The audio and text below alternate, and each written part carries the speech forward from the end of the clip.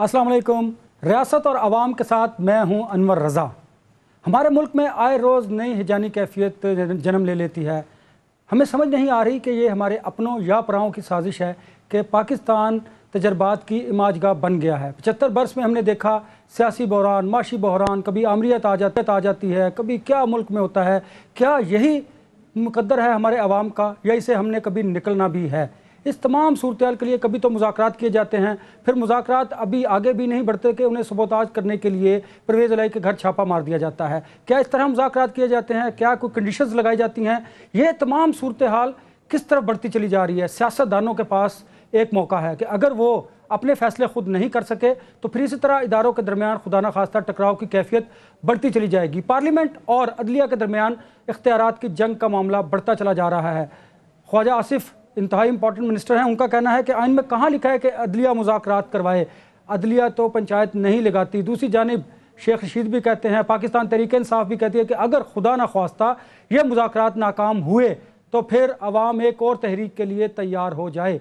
कितनी तहरीकें चलेंगी इस मुल्क में? क्या महंगाई को कम करने की तहरीक नहीं चलाई जा सकती? क्या इस मुल्क में माशी बहरान को ख़त्म करने की तहरीक नहीं चलाई जा सकती? क्या मुल्क में जमहूरियत को हकीकी मायनों में परवान चढ़ाने के लिए और पार्लियामेंट की बालादस्ती के लिए तहरीक नहीं चलाई जा सकती? ये बहुत सारे सवालात हैं, लेकिन इनके जवाब तो इन पार्लियामेंटेरियंस ने देने हैं, हमारी लीडरशिप ने देनी है। लीडरशिप तो वही होती है कि जो आवाम के लिए रास्ता मुतय्यन करती है, ना कि बहरान पैदा करती है। इन तमाम अहम सवालात के जवाब हम ज़रूर लेंगे, लेकिन उससे पहले मैं अपने मेहमानों का तारुफ करवाना चाहूँगा। हमारे साथ स्टूडियोज़ में माहिर कानून हैं और राजा आमिर अब्बास साहब, और सीनियर तज्ज़िया कार जो हैं, सीनियर सहाफ़ी हैं नज़ीर लगारी साहब, वो भी हमें ज्वाइन कर चुके हैं, स्काइप के ज़रिए हमारे साथ मौजूद होंगे। लेकिन मैं अपने पैनलिस्ट की जानिब आने से पहले जो हमारे सियासतदान कह रहे हैं, ख्वाजा आसिफ साहब क्या कहते हैं, ज़रा उनका सार तो सुनवा दीजिए कि वो इस हवाले से क्या बात करते हैं। पाकिस्तान तहरीक इंसाफ के चेयरमैन इमरान खान साहब क्या कहते हैं कि अगर 14 मई को इंतखाबात ना करवाए गए तो वो इस तरह के मुज़ाकरात का हिस्सा नहीं बनेंगे। क्या इस तरह मुज़ाकरात हो पाएंगे अगर दोनों जानिब से कंडीशंस लगा दी जाएं? खान साहब क्या कहते हैं, ज़रा आप खुद सुन लीजिए। अगर आप 14 मई के अंदर अपनी असेंबलीज डिसॉल्व करते हैं, हम एक ही इलेक्शन के लिए तैयार हैं आपके साथ कि जितनी जल्दी यहां इलेक्शन होगा उतनी जल्दी पॉलिटिकल स्टेबिलिटी होगी। लेकिन ये जो कह रहे हैं कि जी पहले हम बजट पास करेंगे उसके बाद असेंबलीज डिसॉल्व करेंगे, इसमें मुझे बदनीयती नजर आ रही है। हमें पाकिस्तान तहरीक इंसाफ और हुकूमत के माबैन एतमाद का फुकदान दिखाई दे रहा है और इससे मज़ीद मसाइल जन्म लेंगे। इस हवाले से असद उमर कहते हैं कि अगर 90 दिन में इंतखाबात ना करवाए गए तो ये आइन से इनहराफ होगा। बात तो बिल्कुल दुरुस्त है, लेकिन ये क्यों होगा और क्यों कर हो रहा है, इसका जिम्मेदार कौन है? ज़रा असद उमर साहब की भी बात सुन लीजिए। जब तक एक ऐसा इमरानी मुआहदा न हो जिसके ऊपर तमाम लोगों का इत्तेफाक है, ये मुमकिन ही नहीं है कि वो मुल्क इत्तेहाद और यगानगत के साथ आगे चल सके। और वो इमरानी मुआहदा पाकिस्तान के अंदर आइन की सूरत में होता है। आप एक तरफ आइन से इनराफ कर रहे हैं, जो हर Lahore high court, Peshawar high court, supreme court के बार बार फैसले आ रहे हैं, आप 90 दिन के अंदर इंतखाबात कराने को तैयार नहीं है, आप आइन से इनराफ कर रहे हैं। आपने ख्वाजा आसिफ इमरान खान साहब का और असद उमर साहब का भी सार सुना। तजादात मौजूद हैं, कोई किसी की बात पर इत्तफाक करने को तैयार नहीं। असद उमर साहब के बाद एहसन इकबाल साहब की गुफ्तगू भी सुने, फिर आप खुद अंदाज़ा लगा लीजिए कि क्या ये हमारे सियासतदान मुज़ाकरात में संजीदा हैं। और अगर हम बार बार ये बात करते हैं कि खुदा न खास्ता मुज़ाकरात ब्रेक होते हैं तो फिर इस मुल्क का और आवाम का जो नुकसान होगा उसका ज़िम्मेदार कौन है? ज़रा एहसन इकबाल साहब की बात सुनिए, फिर मैं अपने पैनलिस्ट की जानिब आऊँगा। पंजाब में इलेक्शन करा के हमेशा के लिए पंजाब को पाकिस्तान के वफाक पे वीटो का इख्तियार दे दिया जाए, बालादस्ती का इख्तियार दे दिया जाए कि पंजाब की हुकूमत जिसे चाहेगी वही कौमी असेंबली में हुकूमत बनाएगा। चूंकि पंजाब में 55% कौमी असेंबली की नशिस्तें हैं और वहाँ पर एक सियासी हुकूमत पहले कायम होगी और वो अपनी मर्जी के कौमी असेंबली के नताइज लेकर आएगी, तो फिर पाकिस्तान के दीगर 3 सूबे कहां जाएंगे? पाकिस्तान के वफाक को कायम रखने के लिए जरूरी है कि ये इलेक्शन एक दिन हो। आपने चारों रहनुमाओं के स्टेटमेंट सुने, उनके बयान देखे आपने, आप खुद इससे अंदाज़ा लगा लीजिए कि पाकिस्तान तहरीक इंसाफ और हुकूमत के दरमियान होने वाले मुज़ाकरात के बाद क्या बयान सामने आने। इसी तरह के बयान से जो ट्रस्ट लेवल है वो ब्रीच होता है। और मैं ये समझता हूँ कि हुकूमत और अपोजिशन के जो रहनुमा हैं उन्हें अब संजीदगी का मुजाहरा करना होगा, क्योंकि अगर खुदा न खास्ता मुज़ाकरात नाकाम होते हैं तो फिर हालात किसी के हाथ में भी नहीं रहेंगे। और मैं अपने पैनलिस्ट का मज़ीद तारुफ करवाता जाऊँ। पाकिस्तान तहरीक-ए-इंसाफ के रहनुमा जमशेद चीमा साहब भी हमें ज्वाइन कर चुके हैं, नज़ीर लगारी साहब भी हमारे साथ मौजूद हैं, राजा आमिर अब्बास साहब भी हमारे साथ मौजूद हैं। मैं सबसे पहले नज़ीर लगारी साहब आपकी जानिब आना चाहूँगा कि पाकिस्तान तहरीक-ए-इंसाफ और हुकूमत के दरमियान होने वाले मुज़ाकरात, और दूसरी तरफ लगारी साहब नहीं है, मैं आमिर अब्बास साहब की तरफ आऊँगा। आमिर अब्बास साहब ये बताइएगा कि पाकिस्तान तहरीक-ए-इंसाफ और हुकूमत के दरमियान होने वाले मुज़ाकरात एक तरफ, लेकिन जब परवेज़ इलाही के घर छापा पड़ेगा और इस तरह के इक़दाम किए जाएंगे तो मुझे बताएं कि आप समझते हैं कि मुज़ाकरात आगे बढ़ सकते हैं या इन्हें डेलिबरेटली सबोताज किया जा रहा है? देखिए, मैं तो ये जो मुज़ाकरात हो रहे हैं मुझे लगता है कि ये एक सिंपली आई वॉश है। हुकूमत जौन सी है PDM की जौन सी, वो बिल्कुल इलेक्शंस जौन से हैं वो अर्ली कराने के मूड में नहीं है। बड़े ओपनली जब वो सुप्रीम कोर्ट के और लाहौर हाई कोर्ट का फ़ैसला नहीं मानती तो वो अपने पॉलिटिकल ओपोनेंट की बात कैसे मान लेगी कि जी 14 मई से पहले सॉरी आप आके असम्बलियाँ डिज़ोल्व करें। इम्पॉसिबल सी बात है। लेकिन एक एहतमाम हुज्जत के लिए सुप्रीम कोर्ट में भी ये जो कहा जा रहा है कि जी सुप्रीम कोर्ट ने कोई कहा, सुप्रीम कोर्ट में इन्हीं के अटॉर्नी जनरल आते हैं, इन्हीं के जो MNAs आए थे, ख्वाजा साद आया था वहाँ पे, और पीपल्स पार्टी की तरफ से फारूक नाइक साहब आए थे, जमात इस्लामी की तरफ से आए थे। तो इन तमाम लोगों ने ख़ुद वहाँ बात की कि जनाब इसका हल यही है कि हमको मौका दिया जाए, हम बनिस्बत इसके कि सुप्रीम कोर्ट इसको रिज़ॉल्व करे, हम सियासी जमातें हैं, हम इसको रिज़ॉल्व करते हैं। तो उसके कहने पे सुप्रीम कोर्ट ने इनको वाज़े कर दिया था कि 14 मई की डेट अपनी जगह है, आप अगर ये कुछ करना चाहते हैं, कोई कंसेंसस डेवलप कर लेते हैं तो आप करके आ जाइए। लेकिन आमिर अब्बास साहब, क्या 14 मई का फैसला काबिल अमल है?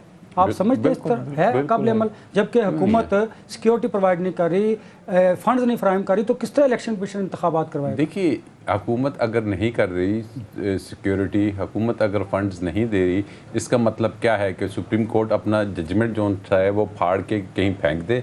सुप्रीम कोर्ट आइन से आर्टिकल 189, 190 निकाल दे कि जिसमें लिखा हुआ है कि सुप्रीम कोर्ट की जो जजमेंट्स हैं, जो उनके फैसले हैं, उनके जो ऑर्डर्स हैं, वो तमाम जो एग्जीक्यूटिव्स हैं और सब ऑर्डिनेट जुडिशरी है उस पर बाइंडिंग है। सुप्रीम कोर्ट आर्टिकल 204 जो आईन पाकिस्तान में है, ये आर्टिकल्स इसी मकसद के लिए हैं ना कि आपने अपने ऑर्डर्स को एग्जीक्यूट कराना है, आपने एक चेक रखना है कि अगर कोई इसमें नहीं करता तो यूसुफ रज़ा गिलानी अगर जा सकते हैं तो क्या शहबाज शरीफ साहब नहीं जा सकते? तो क्या मुल्क इसका मुतहम्मिल हो सकता है? बिल्कुल। देखिए ना, आप ये नहीं कह सकते कि मुल्क नहीं मुतहम्मिल, तो चले आइन को हम छोड़ देते हैं, let go for another justice Munir, और फिर हम नज़रिए ज़रूरत बना लेते हैं। देखिए, आइन ने आपको दिया हुआ है कि 90 डेज़, आइन ने दिया हुआ कि असेंबली रेजोल्यूशंस के बाद इलेक्शंस ने होना है। ये अभी आपने चलाया कि जी पंजाब में को आप वीटो बना रहे हैं। भाई, आप जब होते हैं 2/3 से, इससे पहले एक ज़माने में आए थे, चेंज कर देते।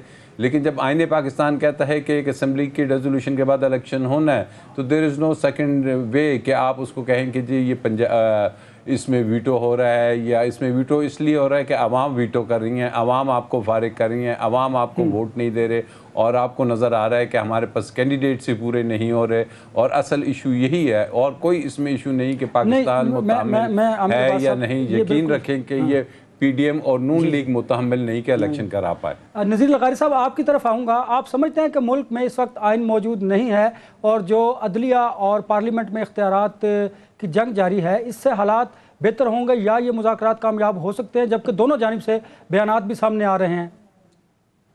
देखिए, 50 साल पहले आइन बना और आइन जो है उसके 4 साल के बाद एब्रोगेट किया गया, सबवर्ट किया गया और मार्शल लॉ लगा दिया गया। और मार्शल लॉ लगाने वाली अथॉरिटी ने कहा कि आइन कागज के चंद टुकड़ों का फलंदा है जिसको मैं जब चाहूं फाड़ कर फेंक सकता हूं।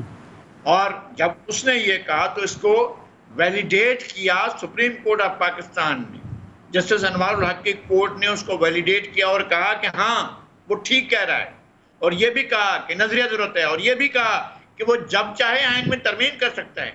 जस्टिस अनवारुल हक से, ये मेरे सामने किताब पड़ी हुई है, खाकी साए, खाकी शेडोज KMRF की, वो उसमें लिखते हैं कि चीफ जस्टिस से पूछा शरीफुद्दीन बेज़ादा ने, क्या आपने जनरल ज़िया को आइन में तरमीम का अख्तियार दिया है?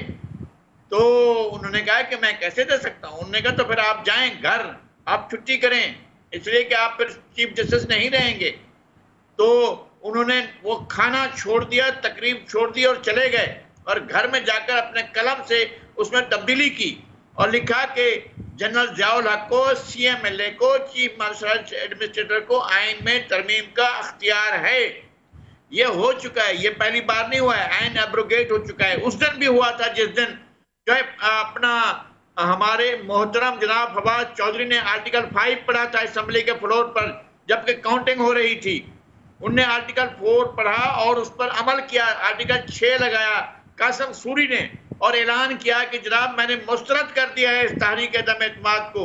तो वो जो है उस दिन भी आइन एब्रोगेट हुआ, आइन सबवर्ट हुआ, आइन उसके बाद भी सबवर्ट होता रहा है। जब सुप्रीम कोर्ट ने नया आइन लिखा एक फैसले के लिए, उस वक्त भी आइन सबवर्ट हुआ और आइन जो एब्रोगेट हुआ है। आप क्या बात कर रहे हैं? इस आइन के साथ तो खिलवाड़ होता रहा है और सब ने अब धींगा मुश्ती हो रही है, इदारा जाती धींगा मस्ती हो रही है, इदारे फट चुके हैं। जी मैं ज़रा इस पे कमेंट लूँ जमशेद इकबाल चीमा साहब का।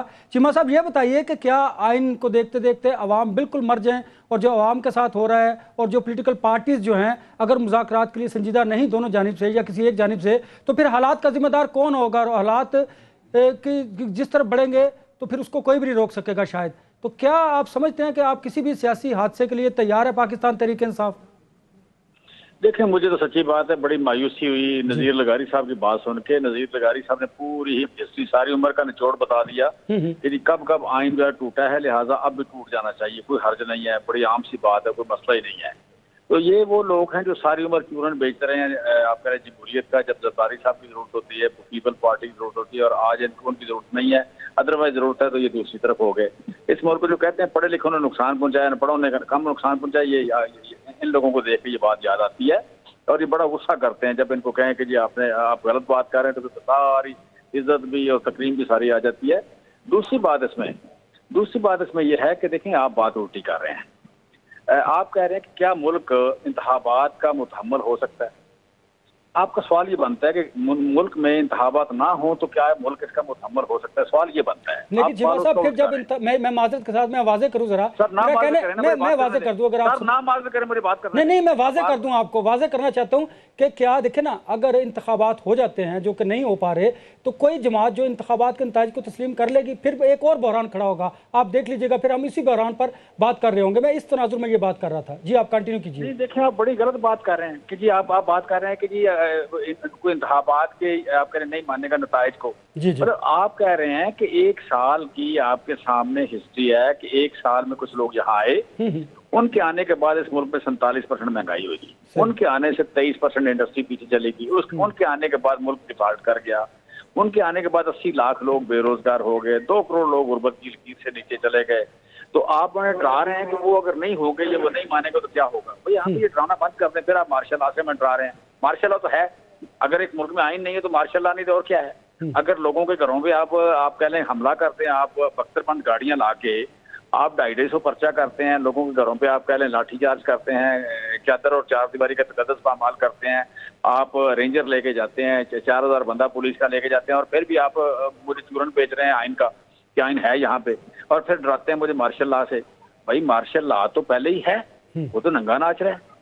और वो लगा ले चीफ जुल्फकार ले भुट्टो चीफ मार्शल आर्ट में शटर बन जाए, या उसका नाम कोई आप कह ले और हो। अगर मार्शल लॉ तो मार्शल लॉ की वाली तो हरकतें हैं ना जी। मार्शल लॉ आप कह लें कि ये तो नहीं पुराना मार्शल लॉ है, मार्शल लॉ वाली हरकतें तो मौजूद हैं। आप मुझे मार्शल लॉ से ना डराएं प्लीज। इस मुल्क के 23 करोड़ लोगों को किसी नए मार्शल लॉ से ना डराएं। जिसको शौक आगे लगा ले, हम देख लेंगे क्या करते हैं। जिसको शौक आगे लगा ले। ये तो अनपॉपुलर, ये तो जरदारी जितने अनपॉपुलर है आज जिन्होंने मार्शल लॉ लगाना था तो जरदारी जितने अनपॉपुलर हैं, उन्होंने क्या मार्शल लॉ लगाना है? ये चूरन बहुत बेच लिया। पहले पॉपुलर होते थे, पहले इनकी रेपुटेशन होती थी, आज नहीं है वो। तो जिनकी रेपुटेशन नहीं है वो मार्शल लॉ लगाएंगे। ये डराना, ये धमकियां शमकियां बंद करें। इस मुल्क ने 23 करोड़ लोगों ने, ये मुल्क बना था वोट की ताकत से। ये ना किसी के अब्बा जी ने खरीदा ना पता किया, ठीक है। लिहाजा बाबा कायदे आज़म यहाँ वोट लेके आया था, वोट से बना था, वोट से चलना है इसने। और वोट जो है उसको कोई माने या ना माने, मुझे क्यों मनाना है जरदारी को? बेसिकली मुझे तो फ्री एंड फेयर इलेक्शन चाहिए, मुझे क्यों मनाना है? चीमा साहब फ्री एंड फेयर इलेक्शन चाहिए, सिंपल सी बात।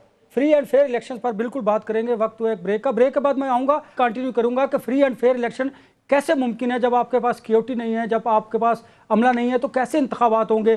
क्या आप समझते नहीं है कि ये इंतखाबात खूनी इंतखाबात भी हो सकते हैं या फिर ये रिग्ड इलेक्शंस हो सकते हैं? इस पर बात करेंगे आफ्टर ब्रेक।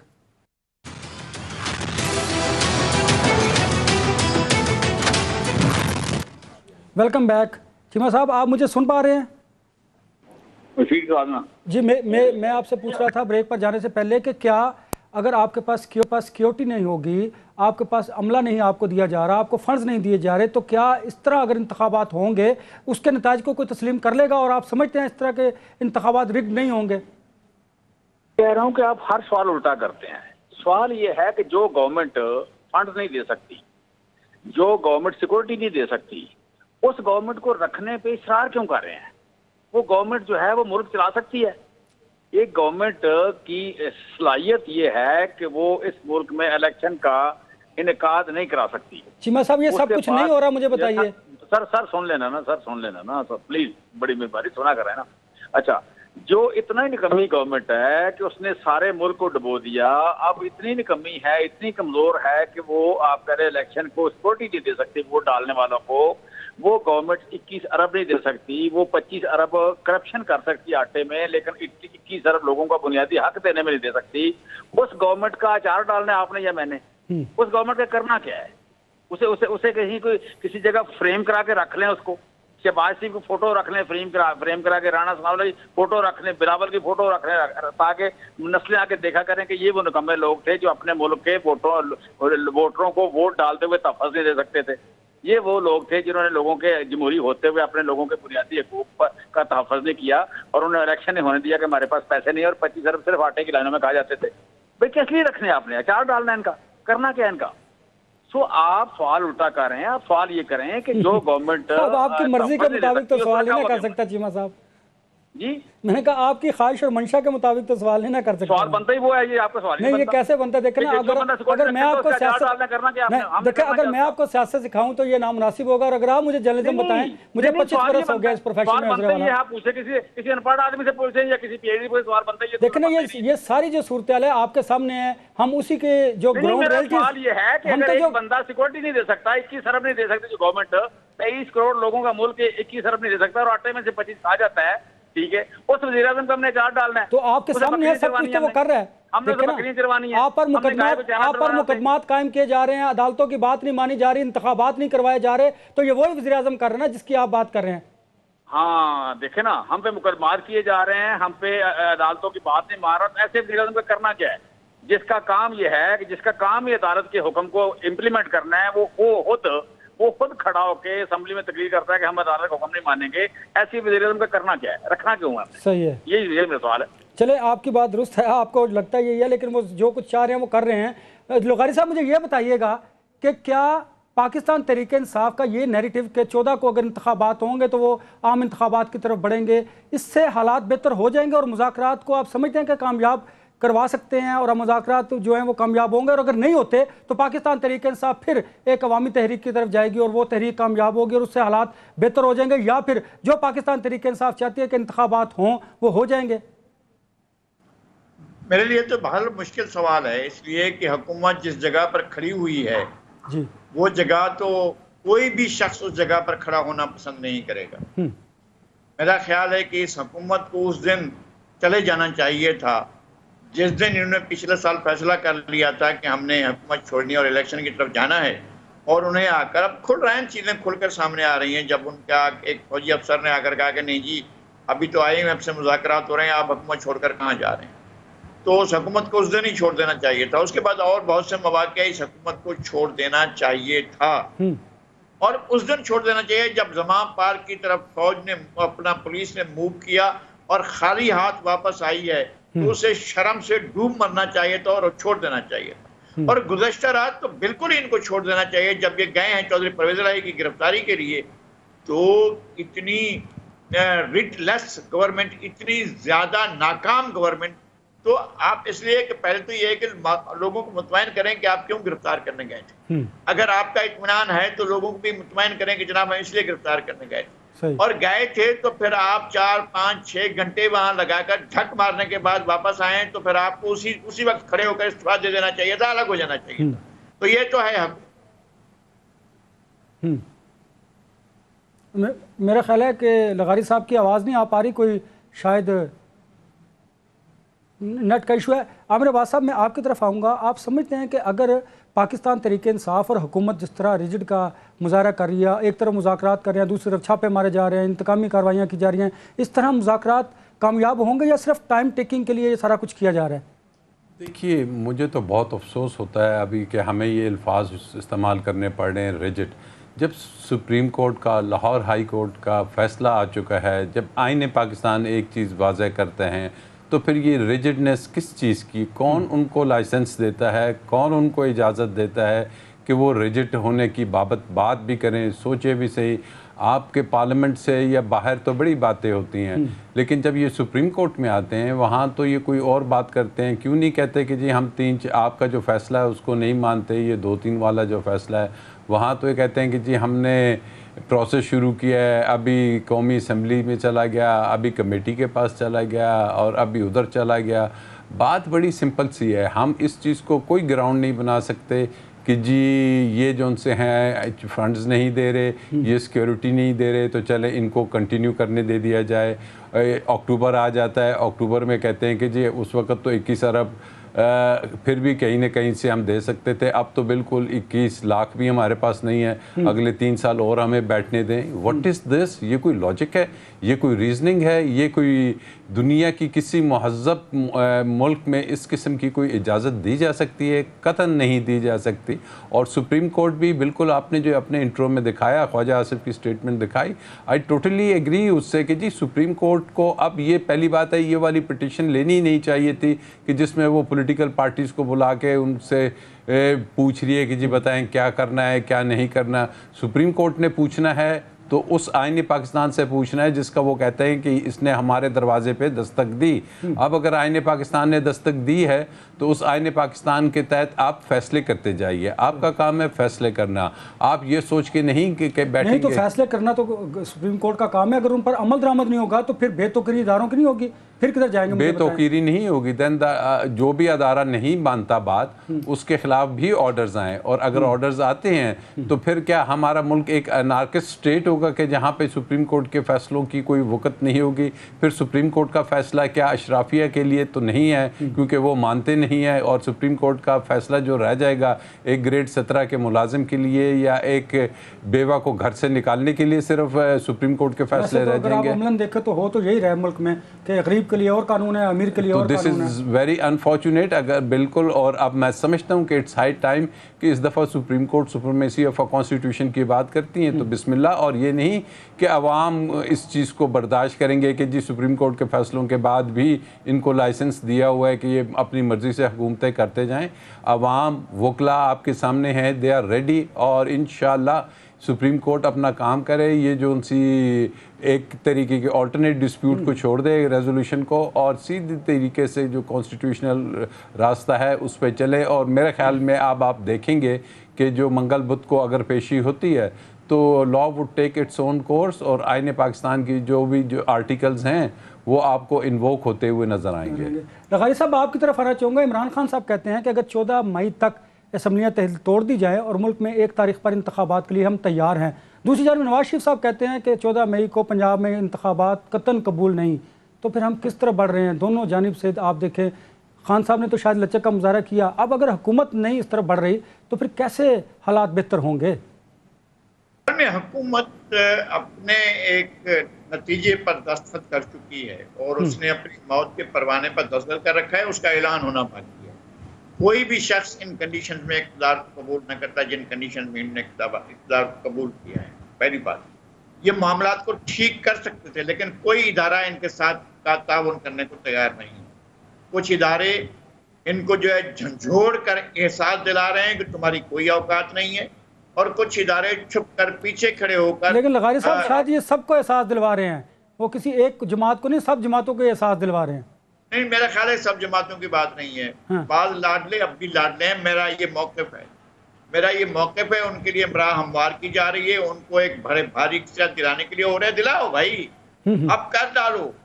3.5 साल भी हमने वो कयामत देख ली है, जो आगे 3.5 साल, 4 साल, 5 साल के लिए, 10 साल के लिए जो आपने ये हाइब्रिड रिजीम लानी थी, लाओ, दोबारा लाओ। इस मुल्क के साथ जो आपने करना है करो, हमें नहीं है किसी केस का वो।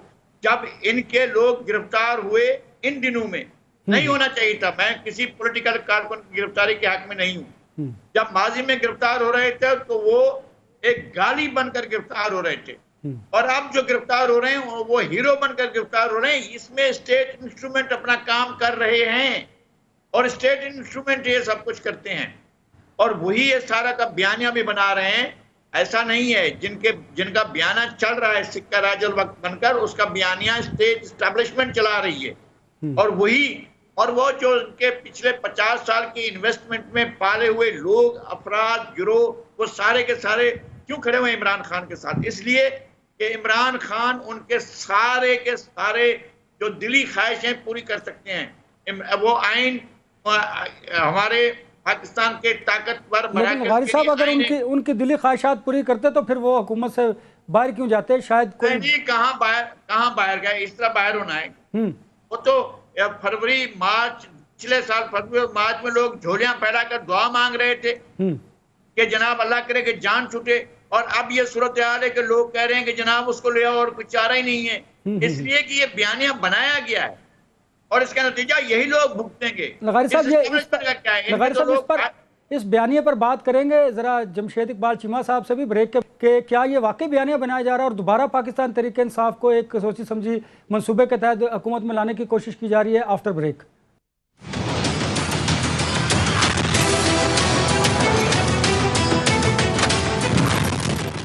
Welcome back. चीमा साहब, आप मेरे साथ मौजूद हैं?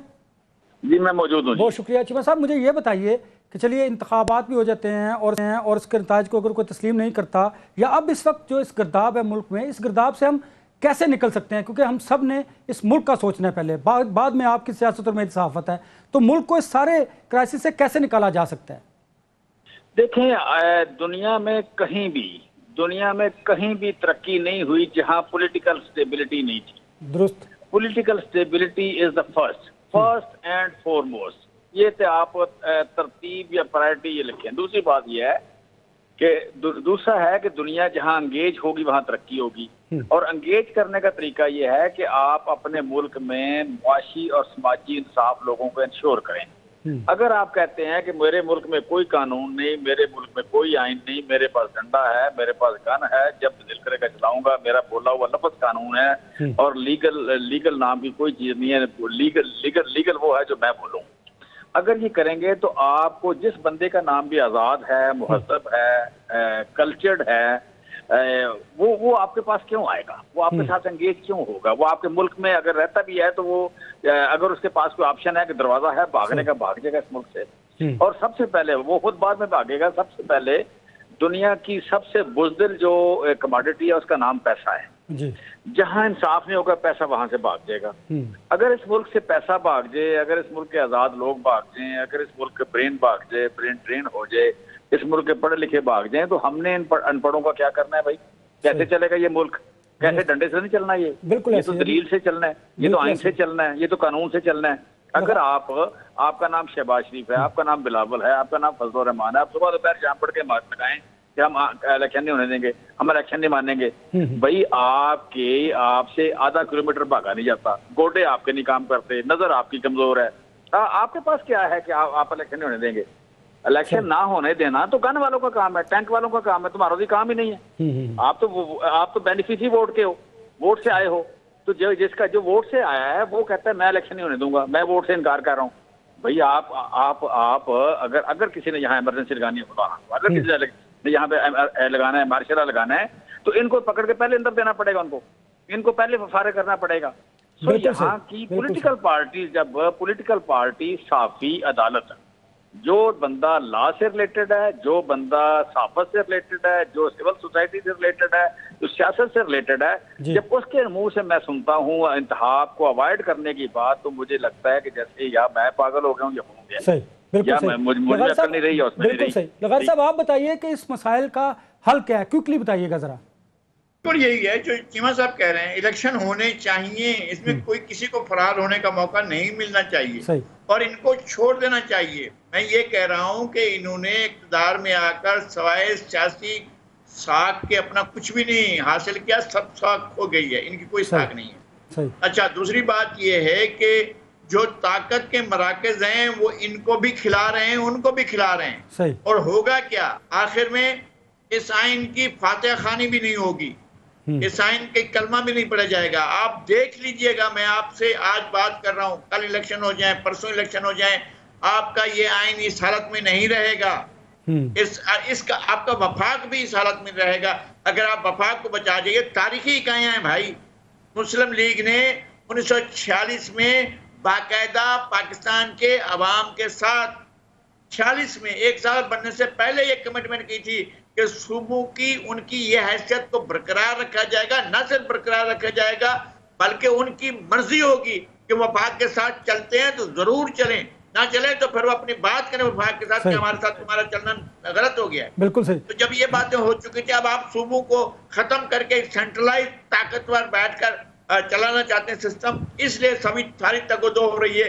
मुझे वफाक का खतरा नजर आ रहा है, मुझे आइन का खतरा नजर आ रहा है। मैं लगार साहब आमिर अब्बास साहब से क्विकली पूछ लूं क्योंकि फिर मैंने प्रोग्राम के अख्ताम की तरफ जाना है। आमिर अब्बास साहब हल बताइए क्या है इमीडिएटली। देखिए, ये सोच बिल्कुल इस चीज़ का हल नहीं है कि जी वफाक इस मुल्क के सूबे या इकाइयाँ अलहदा हो जाएंगी।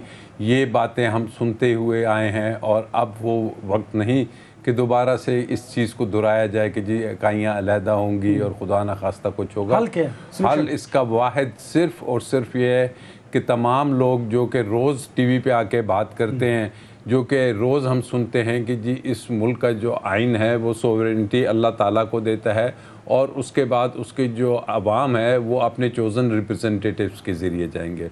फ्री फेयर इलेक्शंस होंगे। अब ये कह दिया जाए कि जी सिक्योरिटी नहीं है, फाइनेंस नहीं है। मैं आपको लिख के देता हूँ कि अक्टूबर में भी ना सिक्योरिटी होगी ना फाइनेंस होंगे, फिर 2 साल और नहीं होगी। ये हल नहीं है। इस वक्त फ़ैसला करना है, कर लें, नहीं तो आवाम यकीन करें कि इसके बाद वो इधर तक लिबरेज हो चुका है उनका पैमाना और फिर फैसले वो खुद करेंगे। अल्टीमेटली फैसला करना ही पड़ेगा, नहीं करेंगे तो फिर हालात का जिम्मेदार कोई भी नहीं होगा। बहुत शुक्रिया जमशेद इकबाल चीमा साहब, नज़ीर लगारी साहब और राजा आमिर अब्बास साहब हमारे साथ मौजूद थे। साथ के अल्लाह ताला इस मुल्क में हालात की बेहतरी के लिए इन सियासतदानों को दूरअंदेशाना फैसले करने की तौफीक अता फरमाए और पूरे पाकिस्तान को ये हमारा मैसेज है, बल्कि हम खुद ये रिक्वेस्ट भी करते हैं कि पाकिस्तान की बेहतरी के लिए अपना अपना किरदार अदा कीजिए, आप जिस भी शोबे से ताल्लुक़ रखते हैं। आपसे मुलाकात होगी अगले हफ्ते। अपना बहुत ज़्यादा ख्याल रखिए। अल्लाह हाफ़िज़।